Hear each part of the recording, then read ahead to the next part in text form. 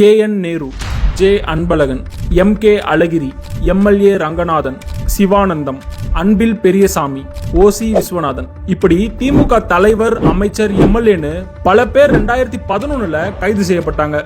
ஏன்னு தெரியுமா?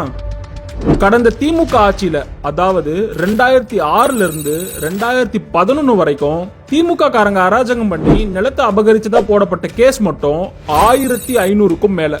இந்தியா ஃபுல்லா இல்ல, ஜஸ்ட் நம்ம தமிழ்நாட்டுல மட்டும். இதுல பல கேஸ் இன்னும் பெண்டிங்ல இருக்கு.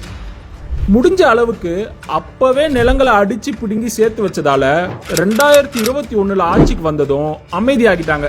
அப்படின்னு நினைச்சா அதிகாரத்துல இருக்கவங்களுக்கு பதிலா இப்ப அனுதாபிகளும் நிர்வாகிகளும் அடிச்சு புடுங்குற வேலையை பாக்குறாங்க.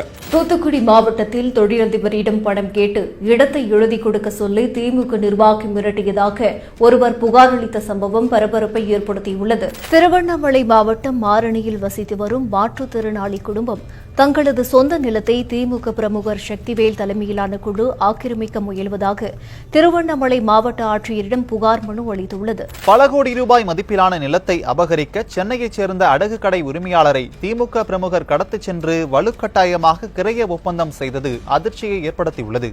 நிலத்தை சென்னிமலை கிழக்கு ஒன்றிய செயலாளர் பிரபு அவி நிலத்தை அபகரிக்க பாக்குறாங்க.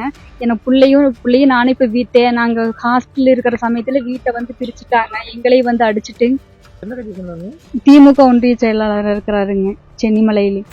சமத்துவம், சமூக நீதி, ஜனநாயகத்தை இப்படிதான் கடந்த காலத்திலயும் இப்பவும் திமுக காத்துட்டு வருது. திரும்ப ஆட்சிக்கு வர துடிக்கிற திமுக வந்தா தமிழகம் கடன்ல மூழ்குதோ இல்லையோ, மக்கள் சோகத்துல மூழ்கிறது உறுதி. உஷார் மக்களே.